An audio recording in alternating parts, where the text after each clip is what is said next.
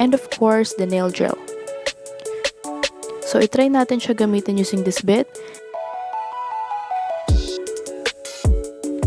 And para ma-insert mo siya, ipipress mo yung silver button and i-hold mo lang siya while iniikot yung head jack counterclockwise. And then, insert the drill bit and lock the top by rotating it clockwise. So, let's plug it up para makita natin kung gumagana ba siya. This cord is so short, kaya kailangan mo talaga ng extension sa tabi mo.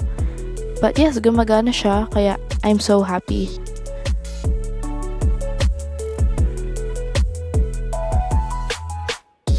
Ito yung on and off button na nagsisilbi ding controller ng speed.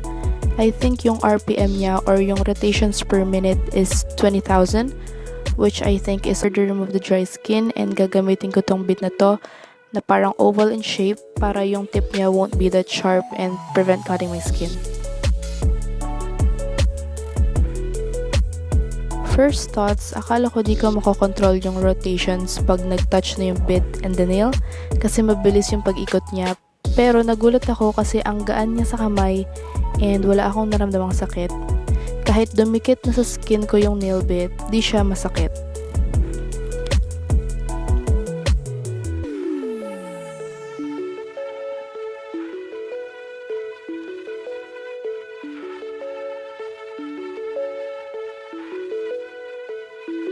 After that, gagamitin natin tong mandrel bit na paglalagyan ng sanding bands, and when buffing the natural nails, dapat fine yung grit ng file.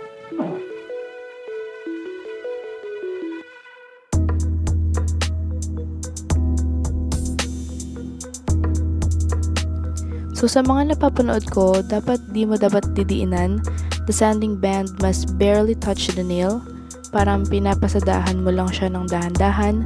Pwede mo naman tong gawin with a hand file or a buffer, but tinetest ko lang siya if it can work as an alternative sa buffer.